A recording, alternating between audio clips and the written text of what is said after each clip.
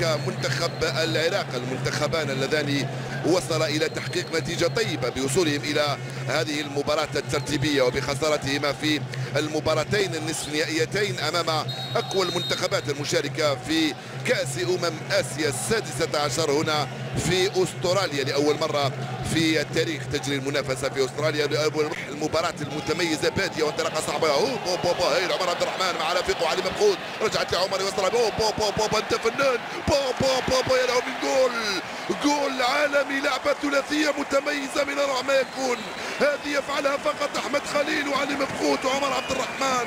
الروعة والأناقة والدقة والسرعة الفائقة. رفع الرتم الإماراتيون، تمكنوا من تسجيل هدف ولا أروع. اللعبة الأولى خد، الثانية رجع له، الثالثة في العمق من هناك، 3 لمسات و4 الكرة في الشباك. يا سلام، لعبة من أروع ما يكون وهدف من أروع ما يكون كذلك من هناك. على الجهة اليسرى من الخط الأمامي أحمد خليل يسجل 3 أهدافه لمنتخب الإمارات العربية في هذه البطولة. يا أحمد يا خليل، عندما يكون لديك عمر عبد الرحمن ولا تسجل مثل هذه الأهداف. عمر أنت شعلة في منتخب الإمارات. عمر أنت من هناك عن طريق عبد العزيز سنقور. ضاعت الكرة محمود ياسين. جول لا.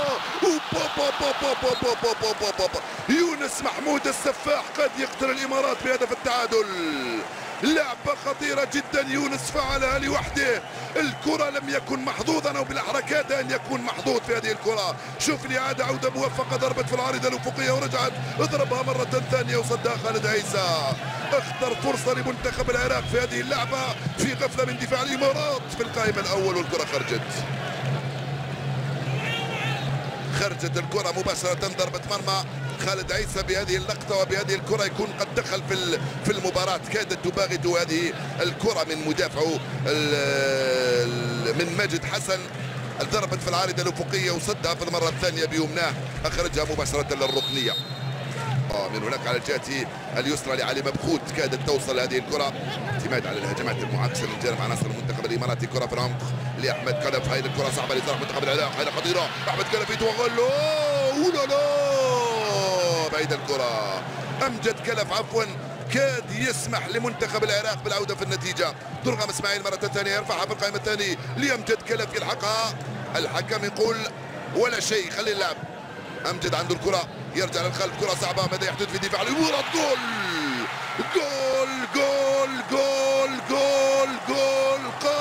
قاتل رائع هذا الجول من قبل المدافع وليد سالم، يعدل النتيجة لمنتخب العراق في غفلة من دفاع الإمارات. شوارع كبيرة في دفاع منتخب الإمارات سمحت للعراقيين بالعودة في النتيجة وتعديلها من قبل وليد سالم. شوف الاختلالات الكبيرة في الدفاع بقدر قوة هجوم منتخب الإمارات. دفاعه مهلهل في بعض الأحيان ويترك الفلاغات والمزحات. لم يشاهد شيئا الحارس خالد عيسى. هدف التعادل من أروع ما يكون من وليد سالم لمنتخب العراق عند الدقيقة 27 من عمر المباراة. يا سلام، العراق تمكن من تعديل النتيجة أمام منتخب الإمارات. هدفان شاهدناهما لحد الآن قبل أن نصل إلى الدقيقة 30. عشاق منتخب العراق كم هم كثر في أستراليا. هذه الكرة، شوف محمد أحمد غريب، وكذلك وسط الميدان ماجد حسن، وسط ميدان النادي الأهلي عمر وكراته المقوصة داخل 3 5 6 لاعبين إماراتيين أمام 8 لاعبين و9 لاعبين عراقيين في الخط الخلفي. عمر عبد الرحمن ينتظر الإذن من حكم المباراة لتنفيذ هذه المخالفة.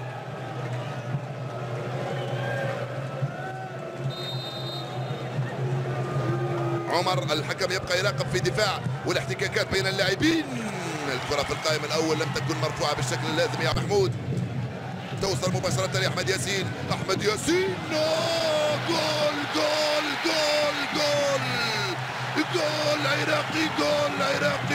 عراقي. هدف ثاني من أمجد كلف في غفلة من دفاع الإمارات. كذلك هدف أول لأمجد كلف في هذه البطولة. يا سلام، هدف أمجد كلف كان رائع، والتسديدة من أحمد ياسين كانت أروع. الصد من خالد عيسى، الدفاع يتفرج، نعم دفاع إماراتي يتفرج على التسديدة ويتفرج على الصد ويتفرج على اللعبة من أمجد كلف. الهدف الثاني فتح لنفسه الطريق، تسديدة ساقطة، دفاع إماراتي يتفرج على هذه الكرة. هدف ثاني لمنتخب العراق مستحق، صارت النتيجة 2-1 قبل 3 دقائق من نهاية الشوط الأول. الإماراتيون سجلوا هدفا وبقوا في الدفاع يحتفظون بالكرة. العراقيون يتحينون، العراقيون لا يفوتون الفرص التي تتاح لهم مثل ما فعل أمجد كلف هنا، وسجل الهدف الثاني لصالح منتخب. ليس إلى الأمام تمشي، ولكن ليس بالشكل اللازم من دفاع منتخب الإمارات العربية المتحدة. انطلاقة إماراتية على الجهة اليمنى عن طريق ماجد حسن، يضيعها ماجد، درغام اسماعيل تروح لعمر عبد الرحمن، والحكم البحريني شكرا لا يصفر في هذه اللحظات نهاية الشوط الأول بتفوق منتخب العراق بهدفين مقابل هدف واحد باستحقاق، بعدما كان خاسرا بهدف مقابل 0 كان سجله خليل أحمد خليل. أعود وألتقي بكم مشاهدي الأفاضل مع بداية الشوط الثاني بإذن الله. عبد العزيز النصر تفضل إليك الخط وضيوفك بعد لحظات.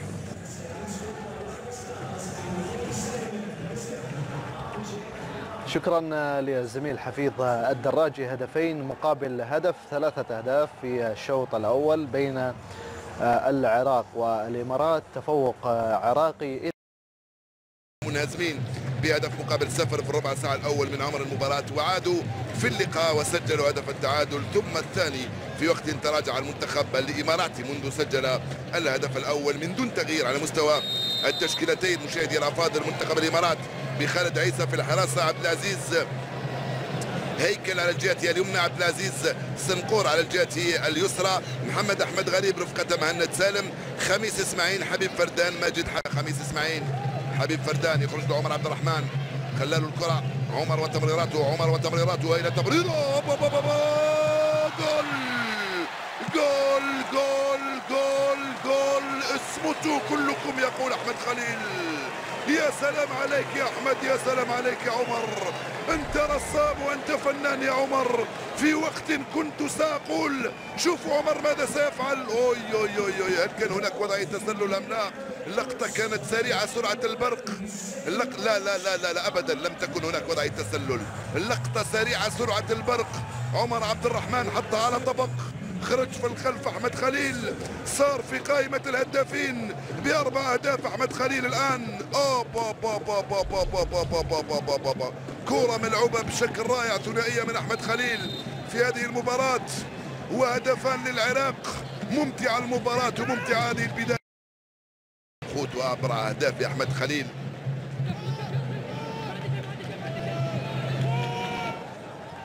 وثلاث لاعبين في كرة خطيرة، كاد يخطئ هنا دفاع منتخب الإمارات والبطاقة الحمراء. البطاقة الحمراء هنا لأحمد إبراهيم، يقول حكم المباراة وضربة جزاء. كرة صعبة لمنتخب الإمارات، لم يفهم شيئا أحمد إبراهيم في هذه الكرة. يا أحمد صح، يا أحمد صح، يا أحمد صح، يا له من خطأ، مسك من الخلف من أحمد. كي فرة مثل هذه لا يمكن للحكم سوى أن يعلن ضربة جزاء لعلي مبخوت ولمنتخب الإمارات. انقلبت موازين المباراة في رمشة عين. أحمد إبراهيم يطرد في هذه اللحظات ويخلي العراق يلعب ب10 لاعبين بعد 10 دقائق منذ انطلاقة الشوط الثاني. 35 دقيقة لعب ب10 لاعبين لمنتخب العراق. علي مبخوت يتحصل على ضربة جزاء، علي مبخوت سينفذ ضربة الجزاء، لو يسجلها يصبح هداف هذه المنافسة. يا أحمد، يا أحمد، يا أحمد، ضربة جزاء وانقلبت الموازين في ظرف 3 دقائق. منتخب الإمارات سجل هدف التعادل وقريب من تسجيل هدف التفوق من قبل اللاعب المتميز علي مبخوت، صاحب 25 هدف 26 هدف مع منتخب بلاده في مشواره في 36 مباراة. علي مبخوت بحثا عن الهدف الخامس في هذه المنافسة يصبح هداف ويصبح الإمارات بتفوق بهدف مقابل 0. علي مبخوت من أمام محمد حامد، علي مبخوت من أمام محمد خامد في تنفيذ هذه الرمية، ضربة الجزاء للإمارات. علي مبخوت يستعد، علي مبخوت يسدد، علي مبخوت يسجل وجول للإمارات. 3 أهداف مقابل هدفين، صارت النتيجة للمنتخب الإماراتي اللي صار متفوق على العراق في المباراة الترتيبية ب3 أهداف مقابل هدفين. يا سلام، كرة القدم تخبي أشياء قد لا نتوقعها وتخبي أشياء قد لا نعرفها. مبخوت استلم كرة بالخطأ، مبخوت تحصل على ضربة جزاء، مبخوت نفذ ضربة جزاء، مبخوت سجل ضربة الجزاء، والإمارات صارت متفوقة ب3 أهداف مقابل هدفين على منتخب العراق. هكذا هي المباريات الترتيبية عادة في كل المنافسات، سواء كانت قارية جهوية أو دولية، تسجل فيها الأهداف الكثيرة. نحن نستمتع في هذه الصبيحة في الدوحة وفي عالمنا العربي، ونستمتع في هذه الأمسية في أستراليا. فارق 9 ساعات. باجد ياسر قاسم اليوم لم نشاهده كثيرا. أمجد كلف اخطف الكرة، ضربة خطيرة لصالح منتخب العراق. هايل أنت يا مهند يا سالم. أمجد كلف كاد يستثمر في خطأ فادح ارتكبه دفاع الإمارات، وكاد يسجل هدف التعادل، ونستمتع أكثر ب6 أهداف في هذه المباراة الترتيبية وفي هذا النهائي الصغير بين العراق والإمارات. ركنية يقول حكم اللقاء.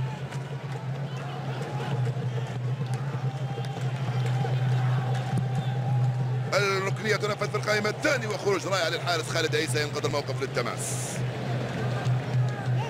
وليد عباس كرة من وليد سالم، كرة طويلة، عمر عبد الرحمن يسترجعها.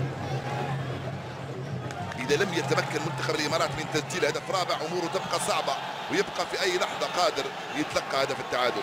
كما هنا تبع اللقطة كما ينبغي ولم يقل شيء. عند ترجع الكرة عراقية من هناك، التسديدة والدفاع يصدها. اللاعب ما زال ساقط، الحكم يخلي الأفضلية ويخلي اللاعب كرة عراقية، التسديدة على مرتين كاد يكون الهدف، والحكم يوقف اللاعب يونس محمود ساقط على أرضية الميدان. كرة كانت صعبة على مرتين، كاد العراق يعدل النتيجة. شوف لهذا هنا لكرة يونس محمود. هنا يونس اصطدم بالمدافع الإماراتي العملاق ولم يكن فيه تعدي أو خشونة أو تدخل قوي. يونس محمود لم ينتبه للمدافع الإماراتي، اصطدم به وسقط على أرضية الميدان. الفرصة مواتية لدفاع منتخب الإمارات لترتيب أموره وتنظيم صفوفه. مالك يا يونس؟ ماذا حدث يا يونس؟ ليس هناك أي خطأ يا يونس، أبدا ليس هناك خطأ، ليس هناك يا عمر. هذه المرة سيرميها دون شكل القائمة الثاني بعد التجربة الأولى، يرفعها القائمة الثاني، خطيرة.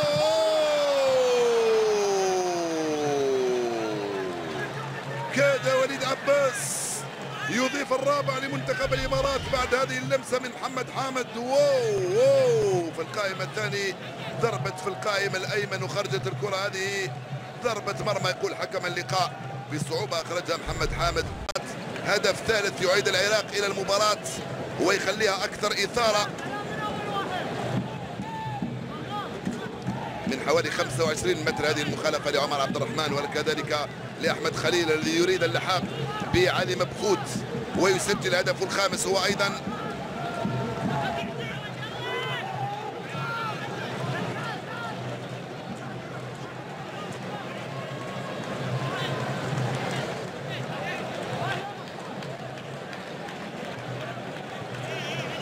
الحكم البحريني نواف شكر الله يهدد بإخراج البطاقة الصفراء للاعبي منتخب العراق. المخالفة أحمد خليل في تنفيذها، أحمد خليل من أمام محمد حامد صعب المخالفة. أحمد خليل يستعد للتنفيذ، جدار متكون من 7 لاعبين. كادت تمر من أحمد خليل، ضربت في الجدار وخرجت ركنية. يقول حكم المباراة سندخل الربع ساعة الأخير مشاهدي الأفاضل بعد لحظات. التفوق للإمارات ب3-2 كانت مصوبة كما ينبغي. واو خرجها المدافع سالم شاكر ببراعة. عمر عبد الرحمن كرته القصيرة غير موفقة. عمر عبد الرحمن في توزيعاته في تنفيذ المخالفات والركنيات مثل هذه القصيرة. وركنية أخرى دائما كعادته عمر عبد الرحمن يضرب الكرات في القائم الأول. لو كانت كراتك الثابتة مثل تمريراتك يا عمر. هذه المرة سيرميها دون شكل القائمة الثاني بعد التجربة الأولى، يرفعها القائمة الثاني، خطيرة.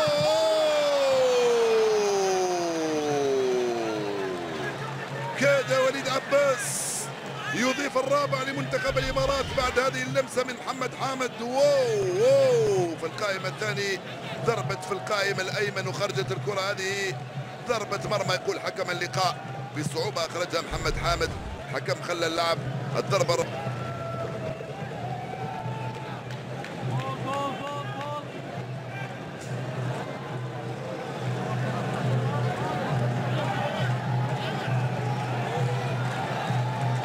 وليد عباس في الخلف يرجع لقلب دفاعه مهند سالم. مهند سالم الامر هذه المره للمره الثانيه. طبعا القرار بيد الاماراتيين والعراقيين. الكره ترجع للخلف.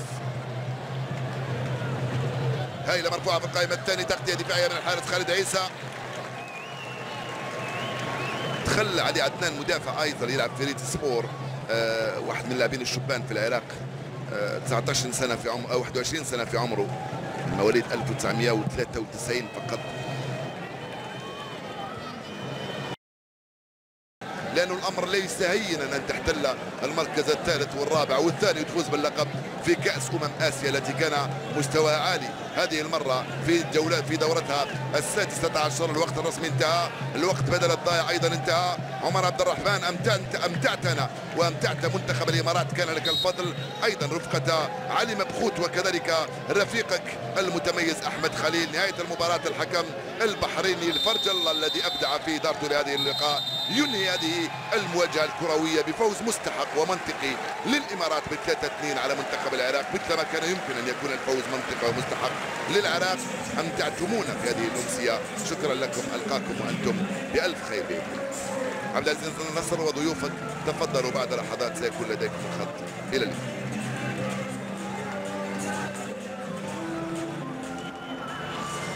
شكرا للزميل حفيظ الدراجي. تنتهي المباراة بفوز